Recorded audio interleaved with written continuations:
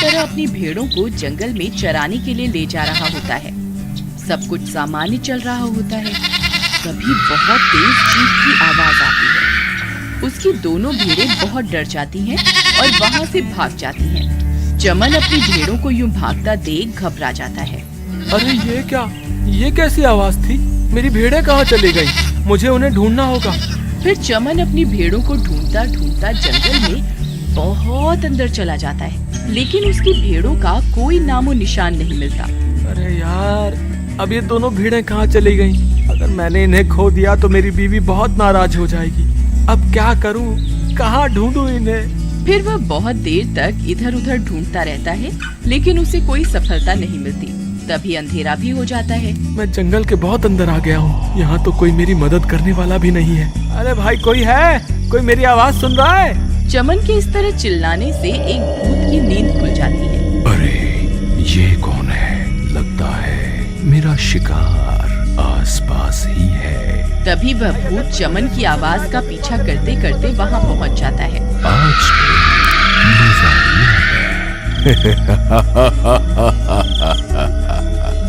हे भगवान, ये मैंने क्या कर दिया? भूत जी मुझे छोड़ दो। वैसे ही मेरी दोनों भेड़ें पता नहीं कहाँ चली गई हैं। मैं बिना भेड़ों के घर गया तो मेरी बीवी मुझे वैसे ही घर में घुसने नहीं देगी, और ऊपर से अब आप भी यहाँ आ गए हैं। आज का तो दिन ही खराब है। हे भगवान, अब मैं क्या करूँ? तू मेरा शिकार है, तू बच के कहीं नहीं जा सकता। फिर इतना बोलकर भूत चमन के अंदर घुस जाता है। अरे ये मुझे क्या हो रहा है? फिर चमन अपने घर की ओर चल देता है। थोड़ी देर में वह अपने घर पहुंच जाता है। वहाँ उसकी बीवी पहले से ही बहुत देर से उसका इंतजार कर रही होती है और वह बहुत गुस्से में होती है। आ गए? कहाँ थे इतनी देर से? मैं कब से तुम्हारा इंतजार कर रही थी। अगर आगे से देरी से आए तो घर के बाहर ही सोना पड़ेगा, समझ गए? और ये क्या, भेड़े कहाँ हैं? भेड़ों को कहाँ छोड़ा है? कहीं उन्हें किसी को बेच तो नहीं आए? हाय राम! मेरा सर दर्द मत कर। घर आते ही चिक चिक चालू कर दी। चल जा, मेरे लिए पानी लेकर आ। अरे दैया रे दैया, तुम्हारी इतनी हिम्मत कैसे हुई जो मुझ पर हुक्म चला रहे हो? कल की मार भूल गए क्या? फिर से याद दिलाऊं? अच्छा, अब तू मुझे मारेगी? तेरी इतनी हिम्मत?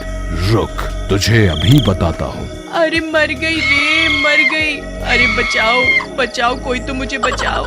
हाय रे, आज इन्हें क्या हो गया? इनमें इतनी ताकत कहाँ से आ गई? रोज तो मेरे आगे भीगी बिल्ली बनकर रहते थे, आज ये शेर कैसे बन गए? मुझसे गलती हो गई राजा जी, मुझे माफ कर दो। आप मेरे पति परमेश्वर हैं। आप जैसा कहेंगे मैं वैसा ही करूंगी। मुझे माफ कर दो। अब आया ना ऊंट पहाड़ के नीचे। चल जा यहाँ से और मेरे लिए कुछ खाने को लेकर आ। मुझे बहुत भूख लगी है। ठीक है, आप वहाँ बैठिए, मैं अभी कुछ खाने को लेकर आती हूँ। फिर उसकी पत्नी वहाँ से चली जाती है। अरे ये आज इन्हें क्या हो गया? ये आज ऐसा बर्ताव क्यों कर रहे हैं? कल तक इनकी मेरे आगे आवाज भी नहीं निकलती थी, तो आज ये सब कैसे हो गया? उसे कुछ समझ नहीं आता कि ये सब क्या हो रहा है। फिर वह चमन के लिए खाना लेकर जाती है। चमन उसके हिस्से का खाना भी खा जाता है। उसकी पत्नी हैरान परेशान होकर उसे देखती रहती है। फिर चमन पेट भर खाने के बाद सोने चला जाता है। अगले दिन सुबह होने पर, अजी सुनिए, सुबह हो गई, चलिए उठिए, काम धाम नहीं करना क्या? तेरी इतनी हिम्मत, तूने सुबह सुबह मेरी नींद खराब कर दी। रुक, तुझे अभी बताता हूँ। अरे भागो रे भागो, अपनी जान बचाकर भागो। हे भगवान, लगता है ये पागल हो गए हैं। फिर वो भागती भागती पड़ोस के घर में घुस जाती है। चमन भी उसका पीछा करने लगता है, लेकिन वो जैसे ही अपने घर से बाहर निकलता है वो जलने लगता है, क्योंकि वो दिन की रोशनी बर्दाश्त नहीं कर पाता। मुझे अभी वापस अंदर जाना होगा। फिर चमन वापस अपने घर के अंदर घुस जाता है। एक गांव वाला चमन को धूप में यूं जलता हुआ देख लेता है। वो हैरान परेशान हो जाता है। बाल बाल बच गया। मैं दिन में बाहर नहीं जा सकता। मुझे इस बात का ख्याल रखना होगा।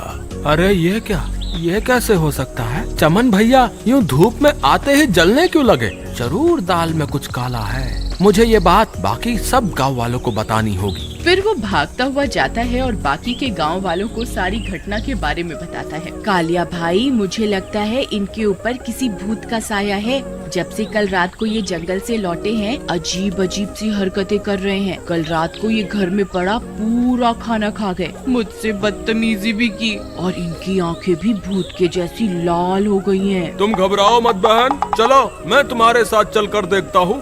फिर वे दोनों मिलकर उसके घर जाते हैं। वहाँ पहले से ही कुछ गांव वाले घर के बाहर खड़े होते हैं।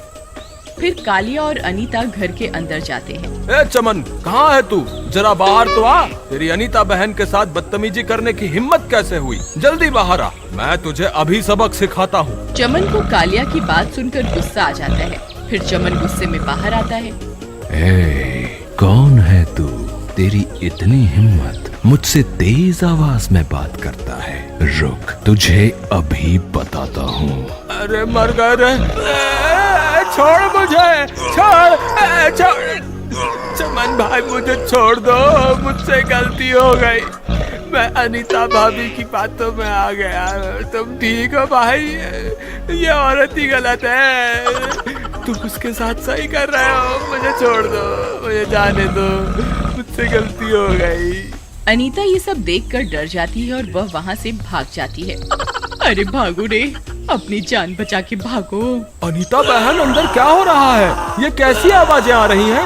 तभी चमन कालिया को उठाकर घर से बाहर फेंक देता है। अरे मर गया रे, इसने तो मेरी टांग ही तोड़ दी। कालिया भाई, आप ठीक तो है ना? नहीं, मैं ठीक नहीं हूँ। चमन ने मुझे बहुत मारा, हाय मेरी गर्दन ही तोड़ दी। तुम सही कहती थी, चमन के ऊपर जरूर किसी भूत का साया है। वो बहुत शक्तिशाली बन गया है, हम में से कोई भी उसका मुकाबला नहीं कर सकता। तुम सही कहते हो कालिया भाई, मैंने अपनी आँखों से देखा था। चमन भैया जैसे ही धूप में बाहर आए, वो जलने लगे थे। वो धूप बर्दाश्त नहीं कर सकते। हमें किसी तरह इस भूत को घर से बाहर लाना होगा। लेकिन भाई, ये भूत बहुत ताकतवर है, हम इसे घर से बाहर कैसे लाएं? मेरे पास एक तरकीब है। क्यों ना हम घर की छत पे चढ़कर उसमें बहुत सारे छेद कर दें, जिससे सूरज की रोशनी घर के अंदर चली जाएगी और हमारी तरकीब काम कर जाएगी। अरे ये क्या? ये सूरज की रोशनी घर के अंदर कैसे आ रही है? लगता है इन्हें मेरी कमजोरी के बारे में पता चल गया है। अब मैं क्या करूं? कहाँ जाऊं? फिर वह भूत सूरज की रोशनी में तड़पने लगता है। अरे मर गया रे। अरे गाँव वालों, रुक जाओ, ऐसा मत करो। हाय, मर गया रे, मुझे छोड़ दो। तुम जिस औरत की मदद कर रहे हो, वो बहुत जालिम औरत है। वो इस बेचारे चमन पर बहुत जुल्म ढाती है। तुम चमन को तो मुझसे आजाद करवा लोगे, लेकिन इस पापी औरत से कैसे आजाद करवाओगे? भूत की सारी बातें सुनकर गांव वाले हैरान रह जाते हैं और अनीता की तरफ देखने लगते हैं। भाई, भूत की बात में दम तो है। अगर हम चमन को इससे आजाद करवा भी लें, तो फिर ये औरत उसके ऊपर जुल्म ढाएगी। इससे अच्छा चमन को ऐसे ही रहने देते हैं। ये भूत ही इस औरत को सही सबक सिखाएगा। नहीं नहीं, ऐसा मत कहिए। मुझे मेरी गलती का एहसास हो गया है। मैं आज के बाद चमन को कभी कोई तकलीफ नहीं पहुंचाऊंगी। मैं वादा करती हूँ, आप बस चमन को इस भूत से आजाद करवा दीजिए। ठीक है, हम तुम्हारी बातों पर विश्वास करते हैं, लेकिन मुझे लगता है हमें इस भूत को भी मारना नहीं चाहिए। इसने भी अनजाने में ही सही, लेकिन चमन की मदद की है। ए भूत, हम तुझे मारना नहीं चाहते। अगर तू चमन का शरीर छोड़ देगा तो हम तुझे छोड़ देंगे। बोल, मंजूर है?